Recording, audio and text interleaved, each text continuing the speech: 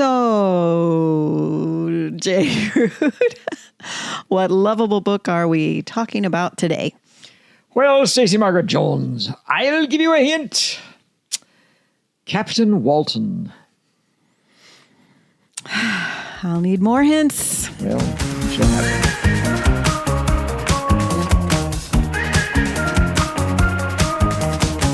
Welcome to Between the Covers, the weekly podcast in which author J. Ruud chooses one book for his list of the 100 most lovable novels in the English language each week, and I, Stacey Margaret Jones, talk to him about those choices. And this week, before we go on with our hints, we just wanted to let our listeners and viewers know that this is the last episode in season 2. We don't have a certain number of episodes per season. We do what we like. But We do what we like. we are transitioning out of our current home, and it is too much to handle with also podcast production. All of the set, everything is getting changed. So we will pick back up later this spring for sure. And it's possible we may find ourselves with an opportunity to fit a podcast in here or there before that. But in the meantime, if you haven't listened to all the episodes up to this point or watch them on YouTube, you can go ahead and find us there if you miss us terribly and are very lonely for our voices. But we just wanted to let you know we will be back. We can't wait to finish the list. I think season 3 will be the final season. So, Well, of the list. of the list. Doesn't necessarily mean we won't have a podcast. Right, that's right. But We'll choose something different to do. we'll see. We'll see what we'll do. If you have suggestions for what you'd like us to cover, we'd love to hear those. All right. So I need a second hint, but I always need my pre-hint, which is, have I read this book? You have read this book. I wondered because Captain Walton sounded a little bit familiar. All right. So hint number 2, please. Hint number 2, Paradise Lost. Captain Walton. Okay. Hint number 3, please. Hint number 3, The New Prometheus. I'm going to kick myself. What is it? This is Mary Shelley's Frankenstein. We just read this. Well, it's probably been a year. Yeah, I guess so. We read this aloud. Captain Walton, of course. All right. Yes, Frankenstein. That is a good choice because isn't there a Frankenstein flavored movie product up for an Oscar this year? There is indeed. All right. Nominated for 9 Oscars. So we can talk about this novel, and if you haven't read it, you can read it before or after seeing the movie. It can be your movie companion. That's right. And we can only hope that this movie will be closer to the actual book than many movies of the past have been. Yeah.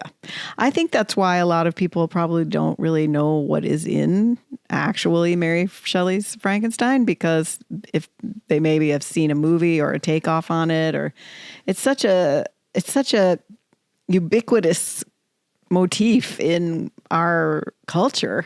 Yeah. And yet when I read the novel with you, I was really surprised by it. So it seemed to have nothing to do with the movies. And I was, at least the famous 1931 movie with Boris Karloff is suggested by the book, I think you'd have to say. Okay. Well, this is good. This will be a fun one then, because it is in the moment. Oh. So, all right. Well, who else likes Mary Shelley's Frankenstein? Well, I'm glad you asked that question. Every week. It actually was popular when it first came out, and has never been unpopular. It got several favorable reviews, including one by Sir Walter Scott. Oh, wow. He wrote a review of it in Blackwood's Edinburgh magazine. He called the novel an extraordinary tale in which the author seems to disclose uncommon powers of poetic imagination. Mm-hmm. Now, the book was published anonymously, so nobody knew who had written it. Nobody even knew that it was written by a woman. Mm-hmm. In fact, it was quite a surprise to one reviewer who actually found out that it had been written by a woman. This is a reviewer who called the subject matter disgusting and absurd, and writing in the British Critic. And knowing that the author was the daughter of novelist and political philosopher William Godwin, this critic wrote what I think people today would call an outrageous mistreatment of the book. The writer of it is, we understand, a female. This is an aggravation of that which is the prevailing fault of the novel. But if our authoress can forget the gentleness of her sex, it is no reason why we should, and we shall therefore dismiss the novel without further comment. Oh my gosh. Yeah, he actually went there. And, you know, it's kind of ironic. It's very ironic that Mary Shelley's mother had just recently written A Vindication of the Rights of Women. Yeah, I mean, I wonder why she felt the need to pipe up. Who knows? I believe I have read that as well, actually. Yeah, the fact is that this is a novel that's been admired since it was first written. It appears on the Guardian's list of the 100 greatest English language novels. It appears on the Observer's list of the 100 greatest world novels. It came in as number 18 on Penguin Publishing's list of 100 must-read classics as selected by their readers. It was honored as number 7 on the 50 best-loved novels written by a woman, which was published by The Guardian. 5th on the list of the 50 best horror novels of all time by Paste magazine. 3rd on the 100 stories that shaped the world, which was another BBC list. 2nd on the 25 greatest horror books of all time from Forbes magazine. And it was number 1 on the Guardian's list of the top 25 pre-20th century classics. Oh, wow. Okay. So classic. Lots of love for Frankenstein. Yeah. Well, as you say, it's always been popular. So I guess that critic can go pound rocks, as they say. I'm a very mature person. All right. So another question that surprises you each week when I ask it on every episode. Can you give us the down and dirty summary, and will you win the harps of glory, or will you go down in defeat with the trombones of despair? Well, let me see. In a nutshell, the novel tells the story of an ambitious and brilliant young scientist who discovers the means by which life may be bestowed on inanimate matter, and brings to life a creature made up of parts of cadavers and of animals. But when the creature awakens and is fearsome in aspect, the scientist recoils in horror and abandons his creature, who, surviving, ultimately sets out to take revenge on his maker by murdering his friends and family, moving the scientist to resolve to track down the creature and destroy him. Okay. That is Harps of Glory. Woo-hoo. Very good. Very good. All right. So one of the things that I remember about this, and we're moving now into why this novel is lovable, is that it's kind of a nested story, or it's like a story within a story, and it's epistolary. Yeah. So there's a distance between like the setting that it opens in and then the real tale, which is an interesting choice for a writer. Yeah. Like you're being confronted with this kind of unholy, unnatural idea, but she like gives you a little cushion from it, right? Like, and anachronistically, an airbag. Yeah, you might say that. Which I think is really interesting because she kind of takes your hand and walks you slowly in, right? Yeah. Because it is such a shocking idea, I think. Yeah. It starts with letters from Captain Walton to his sister back home. Right. And so you learn about Captain Walton and his ambitions. He apparently was a failed writer, which I guess sets you up for fact that this guy, this sea captain, can write such a complex story. Right. She takes care of the, like, you don't have to say, why does this guy write so well? Yeah. Like, oh, This doesn't seem here's why. realistic. Yeah. He cares about it. He tries hard. Yeah. Yeah. The first letters let you know that what he's doing, what Captain Walton is doing, is trying to find a sea passage to the North Pole. Mm-hmm. He's trying to get through the ice and get to the North Pole because he wants to see what's there. He wants to advance human knowledge. Mm-hmm. He's obsessed with making a name for himself by advancing scientific knowledge in the world. So he's trying to advance scientific knowledge. Right. And this makes him a kind of foil to Frankenstein himself. So let's take a minute, because we were talking earlier about the cultural motif of Frankenstein. Yeah. Frankenstein is the name of the doctor, He's the not scientist. the creature. Right. The creature has no name, right? Right. He's Frankenstein's monster. Yeah, and Frankenstein never gives him a name. And Frankenstein always just refers to him as the creature, right, or the monster sometimes. So when we talk about this, I really do think, if you haven't read the novel, it's important when you say Frankenstein, for a lot of people, what's going to come to mind is the monster, because Boris that's Karloff with green skin. Yeah, that's what we think of, right? Electrodes in his neck. Because of how we've shortened it down to, if you say Frankenstein, that's what people mean. Yeah. So for purposes of our discussion, when you say Frankenstein, you mean the scientist. Right. Or experimenter, maybe is a better word. Well, I mean, he's... Anyway. You mean Dr. Frankenstein. Dr. Frankenstein. Yeah. No, that's a different movie. Something another. So he's writing to his sister. He writes to her about how the boat has kind of become trapped by ice. And they look out and they see this sled going by. And it's being driven across the ice by this giant, this like 8-foot tall being, human-like being.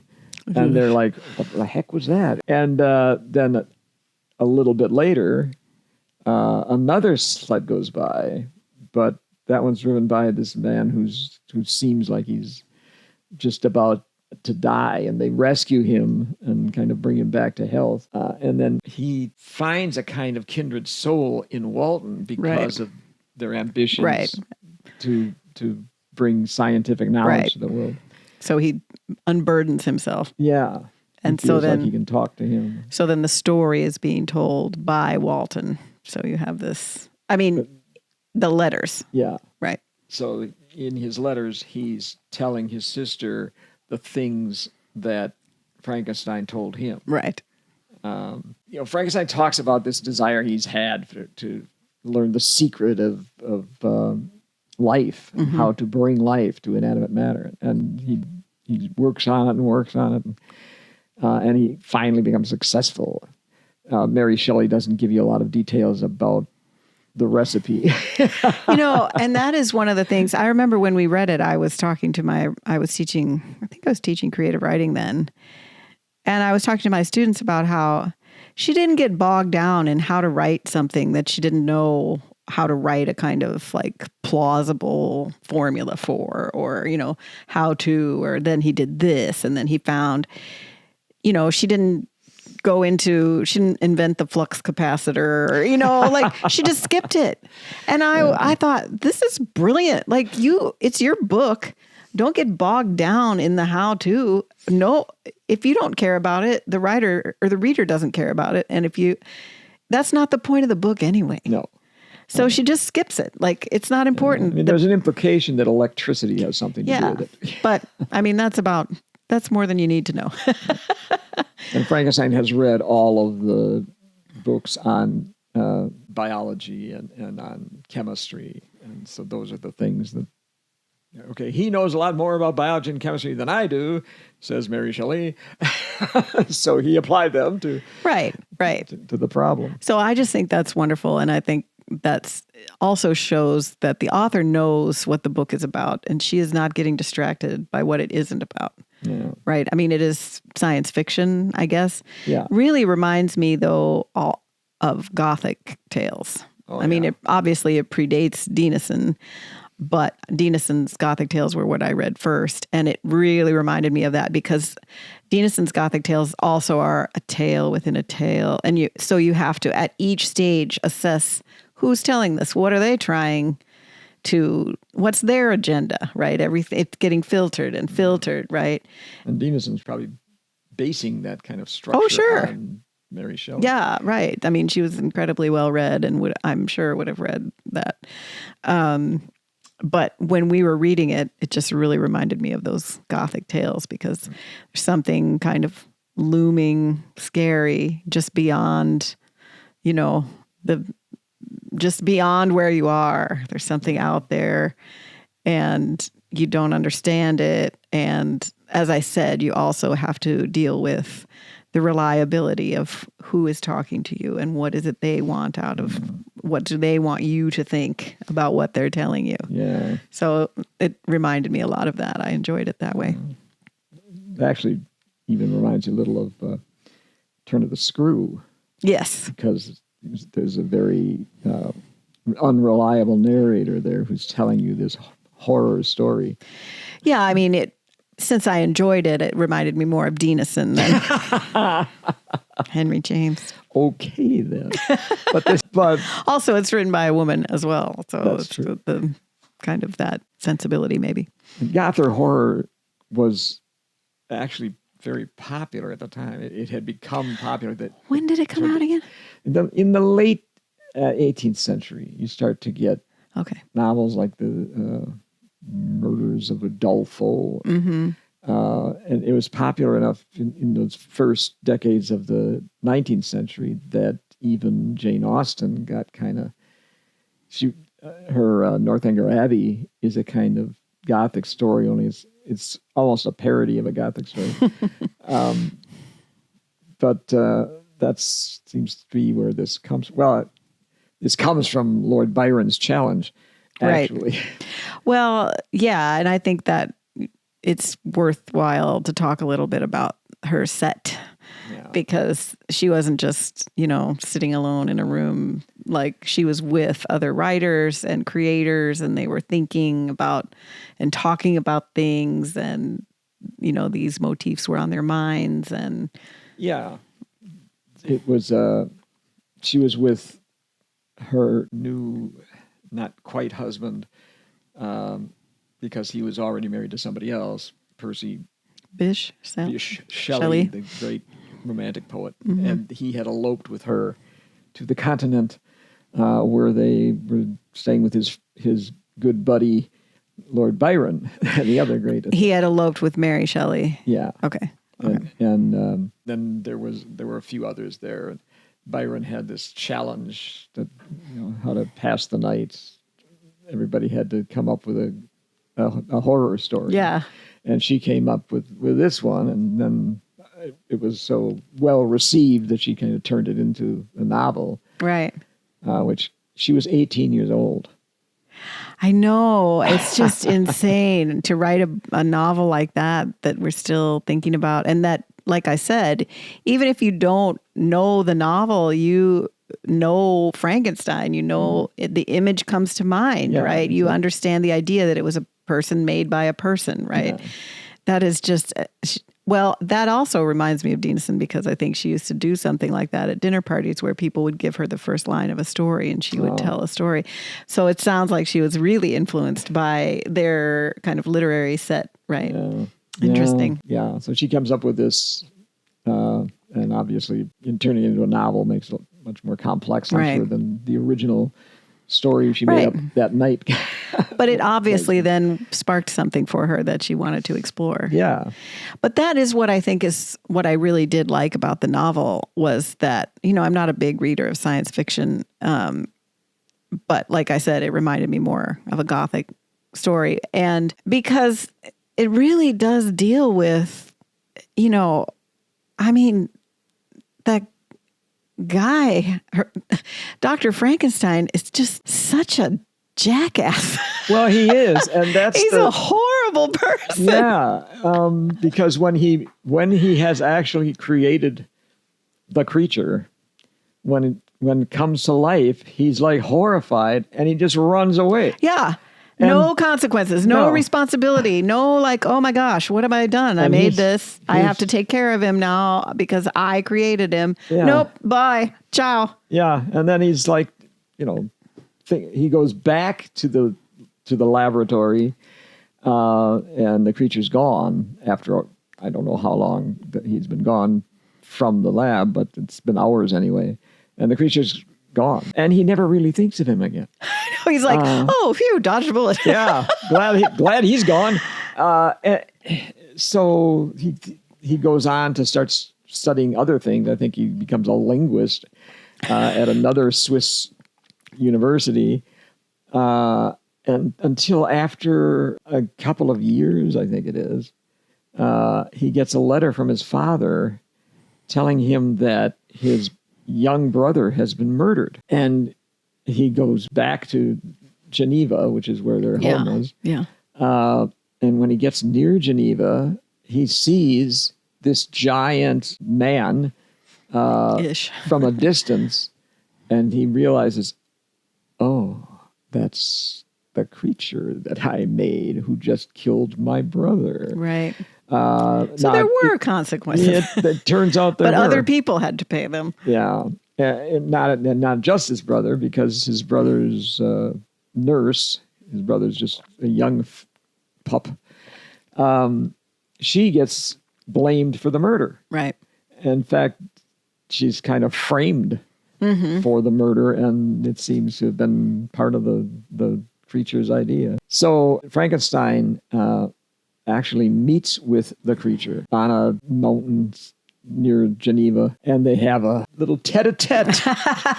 And the creature tells his story.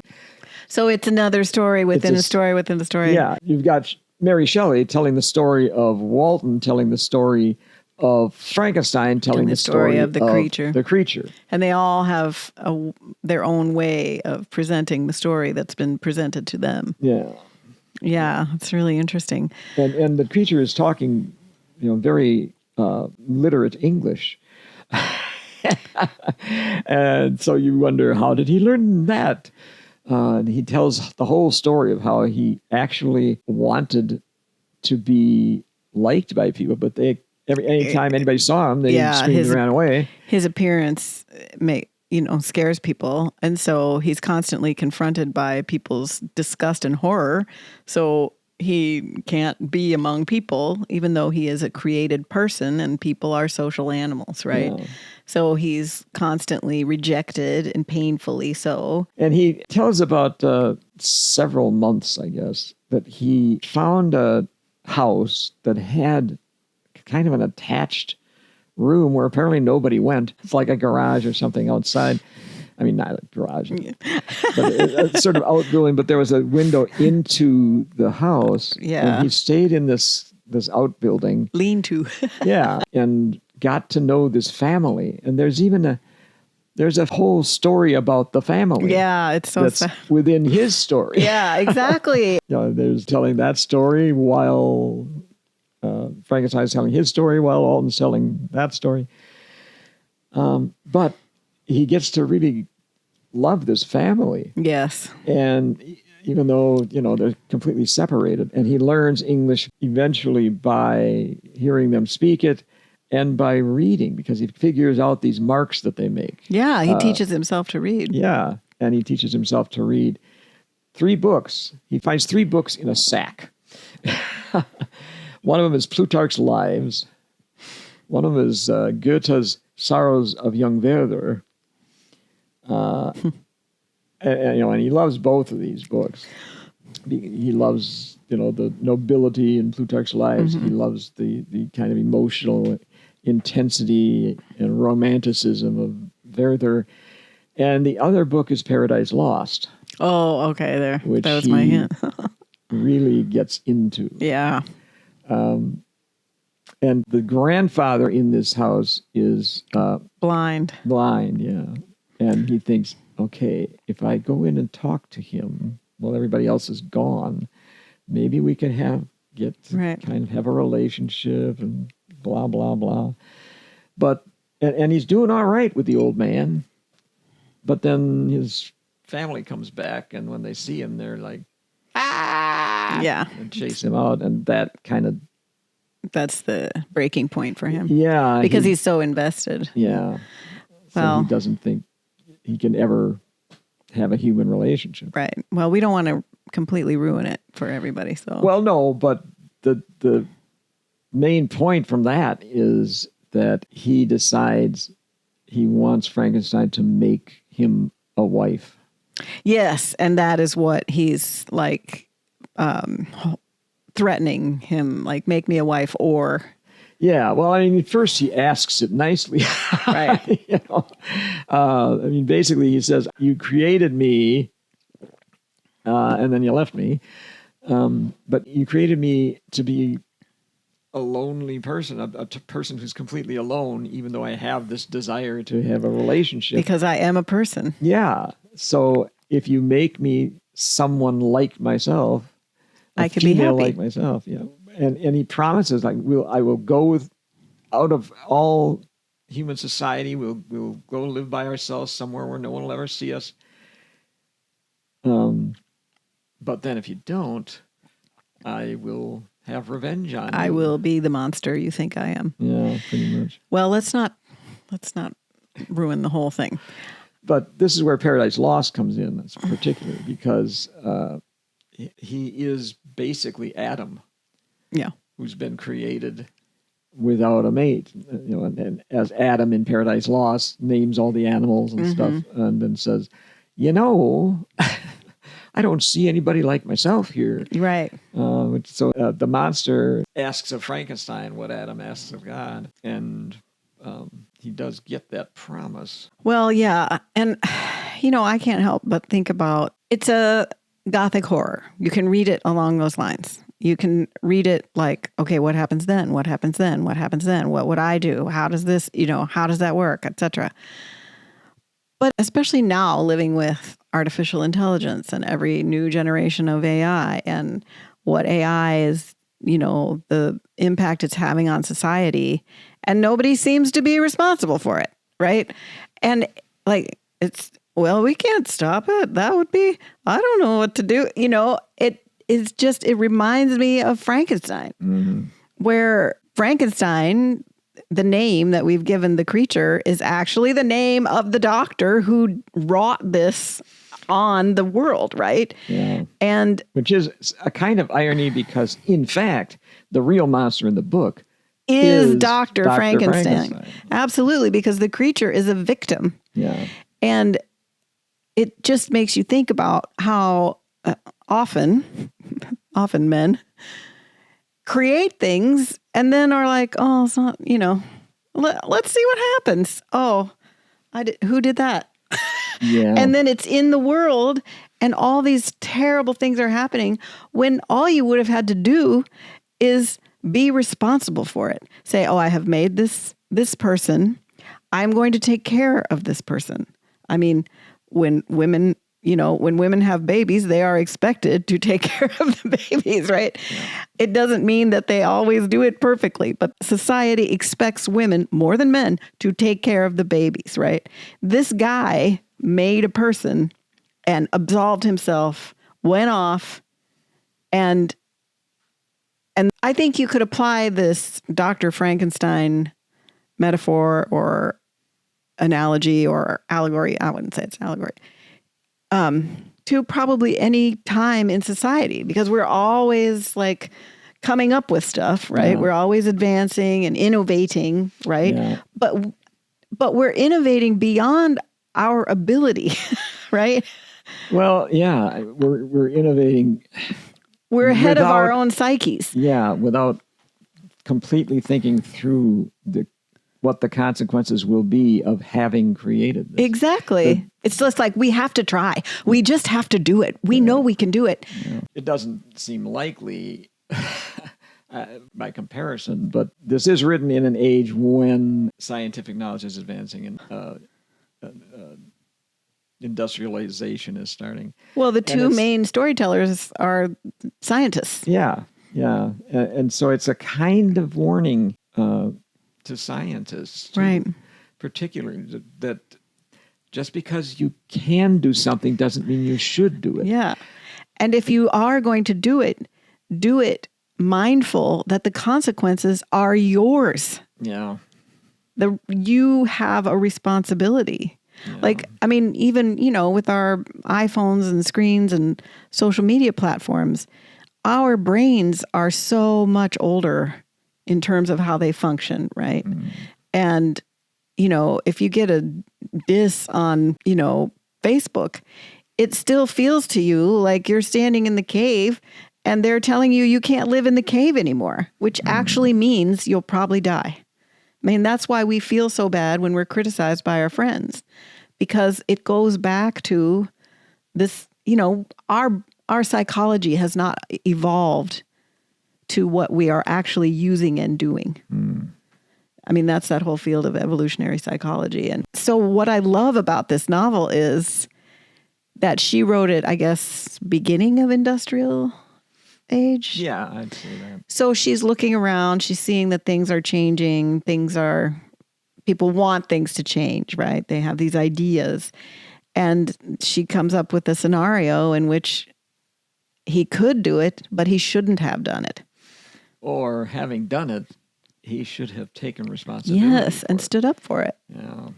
Because also, I think this is a really interesting aspect of it that I don't know about AI, but the creature could love. Yeah. And he was kind of psychologically malformed because he wasn't lovable. People didn't see him as lovable. Yeah. But he could love and wanted to be loved. Yeah. And so then, this is where his rage and the danger of him is provoked, because the person who created him did not behave toward him in a loving way. He did not care about him at all. He was such a jerk. It's really because you get things from Frankenstein's point of view first. The doctor. Yeah. You're ready after that sort of second part of the book, before he starts talking to the creature. You're ready to believe the Frankenstein is right and could kind of go along with him, which is what actually most movie versions have done. But then you get to the creature himself speaking, and suddenly it's a whole different thing. Yeah. And he's pitiable. Yeah. Yeah. But then you get back to Frankenstein's point of view, and it's more at that point than any place else, I think, that you really start to see the gap between what Frankenstein is saying and what you see as the truth, probably. And who is the monster. Yeah. Yeah, it's really well executed, and the structure really, you wouldn't have the same experience of that novel if it were not structured in this kind of nested stories way. And so the two of the lovable things about the novel are the structure and the theme, and the structure the structure emphasizes the theme because of how it's done. And also, I just thought of this when you said that about the structure and the theme. The structure is social. Yes. People are telling each other things, and the creature is still kind of outside this social structure, because even the reader is kind of complicit until we finally get the creature's point of view, right? Yeah. And then we're able to say, oh, okay. And that goes to her genius as a writer, that she's able to pass this through other people, and yet the reader is still able to see that they don't comprehend what they've done. Yeah. Which is very interesting aspect of it. I love the sheer imagination of her. It just, it's Walter astounding. Yeah, it's astounding. The other thing that I love about it is the whole Paradise Lost thing. The epigraph to the book, the book was published in 1818. Oh, okay. The epigraph is 3 lines from Paradise Lost, but they read as if they're a question from the creature. Oh. Because the lines are, "Did I request thee, Maker, from my clay to mold me man? Did I solicit thee from darkness to promote me?" This is Adam talking to God in Paradise Lost, but it sounds like it's the creature talking to Frankenstein. And even the creature himself identifies himself with Adam, but he also identifies himself with Satan. Yeah. Rebelling against his maker. Creator. Yeah. And there is even a place where the creature says, sort of after he's been completely abandoned by Frankenstein, okay, you had your chance. Now I'm going to take my revenge. And he says, "Evil be my good," which is, exactly what Satan says in Paradise Lost. Yeah, and then, but through the novel, you have more sympathy, obviously, with the creature than you would with Satan, maybe? Or is Satan... Well, actually... It's been a long time since I've read... The romantic poets, like Shelley, and especially Blake, Blake wrote that Milton was on the devil's side without knowing it, because Satan is the most sympathetic character. Okay. Through the first couple of books of Paradise Lost, which often is what is all that anybody reads. But Shelley, I think, seems to have had the same notion. Yeah, but she's interesting. There's something sympathetic about Satan in Paradise Lost. Well, and I kind of keep coming back to the AI thing too, because the New York Times has covered a story where somebody, I think it was a teenager, killed himself because he was talking to a chatbot that encouraged him to and told him how to do it. And yeah, I mean, and like I said, it's that we're creating things that we don't understand, and we don't understand their impact on us. But we're just enamored with the creative act, right? The lightning strike. Yeah. And there's a lot of states are saying, some states want to pass laws, to regulate AI, and we have people that say, "Oh, you can't regulate AI because then we'll fall behind." Or do we have to be ahead? We don't know what it can do. No. And it feels like that. And of course she wasn't writing about that, but she was writing about a kind of obviously a human phenomenon, which is to innovate past our ability to regulate and to understand. Yeah. So, I mean, I was thinking about that a little, I think, when we read this book, but since we read it, there's been so much more coming out about artificial intelligence and the different generations of it. And it does feel a little creature, but AI, I mean, it can simulate that it loves you.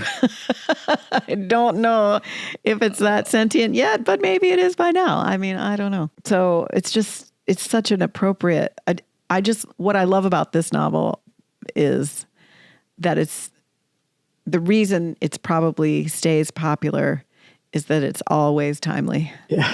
Yeah. Because we just keep doing we just keep making the same mistake. Yeah. Maybe it's human nature. I guess so. I don't know. Well, let me say 2 more things. Okay. We're getting down there. So. Yeah. The subtitle of the book is The New Prometheus. Right. Which Mary Shelley expects you to recognize, but most people nowadays, of course, don't. I don't remember what that was. Prometheus is one of the Greek gods, actually a Titan rather than an Olympian. And according to the myth, he actually created humankind. And then he stole fire from the gods and gave it to human beings. Right. And so, the fire from the gods is this, in the book, it's this science that allows him to create the creature. Prometheus is punished for that. He's chained to a rock and vulture comes out and picks out his liver every day, and then it grows back. So he gets kind of eternally punished, and so from the new Prometheus is punished for his bringing of fire, I guess. Yeah. The other thing was, you'll probably like this. This is just kind of an interesting story in terms of male-female kind of relationships, but a lot of critics, and I'm sure all of them male critics, in the past suggested that Percy Shelley must have done a lot of the writing of the novel because, of course, he was the great writer. And especially all the things that allude to Paradise Lost, he probably put in there. Jeez Louise. But it is true, apparently, that he was reading Paradise Lost aloud to her. Right. For like all the time she was writing the novel, which probably put a lot of ideas in her head. But that's what happens when you are with other creative people, right? That we talk about this a lot. Things are in conversation with each other. Yeah.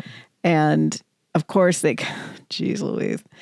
Of course, I could not conceive of a woman being able to come up with something like this. Especially an 18-year-old. I mean, that actually is the amazing thing to me. That is mind-boggling, but of course it does happen. And it wasn't like she didn't know how to write her name. Her mother was a philosopher, well-known, and writer. So was her father. Yes, and she had grown up as an educated child and brand new young woman, also socializing with hyper-educated, really, literate and idea-focused people. Yeah. So that was her milieu, and she fit in.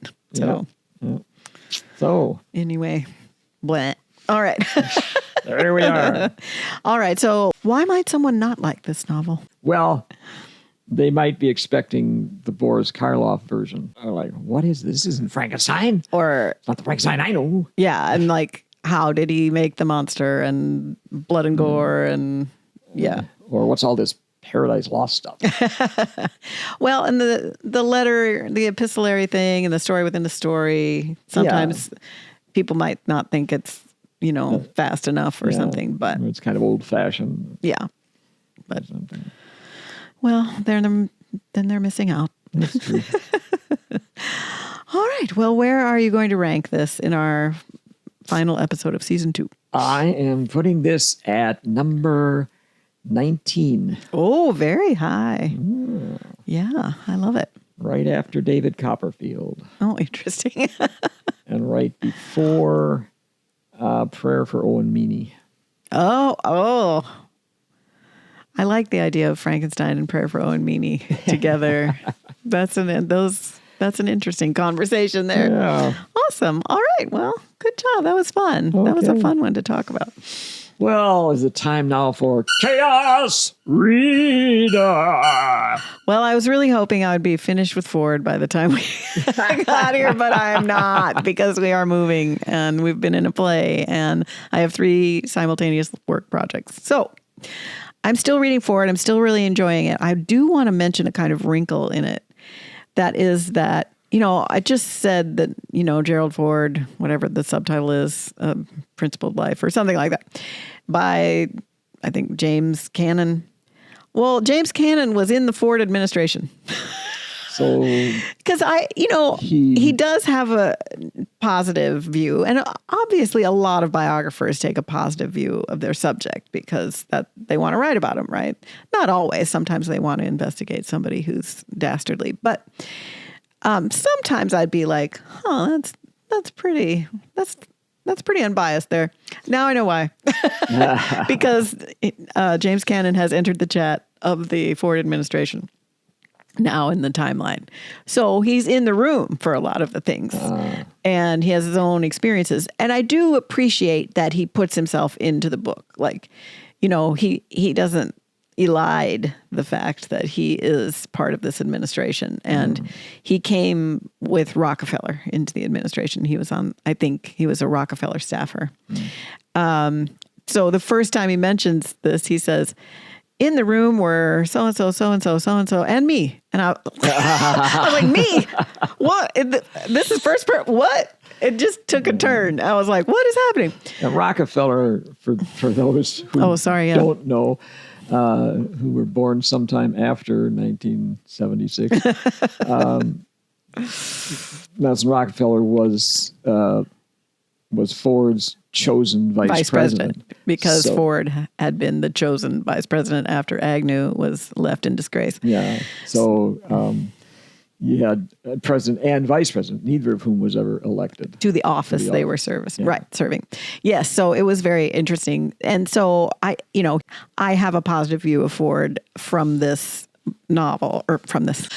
I have a positive view of Ford from this biography, and now I understand that so does the writer. But that doesn't mean it isn't earned, right?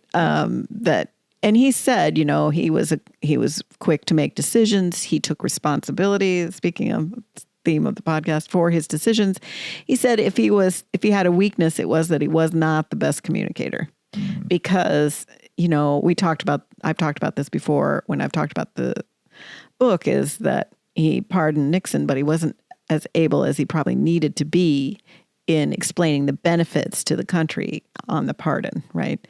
People thought that Nixon was the only one benefiting, right? That Nixon benefited, but actually I agree that the pardon was better for the country, even though it doesn't feel just for the person who did the wrongs to escape punishment.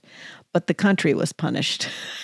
Would have been, there would have been a lot of pain in that kind of justice. So anyway, so I'm enjoying it. I still have probably 100 pages left or so.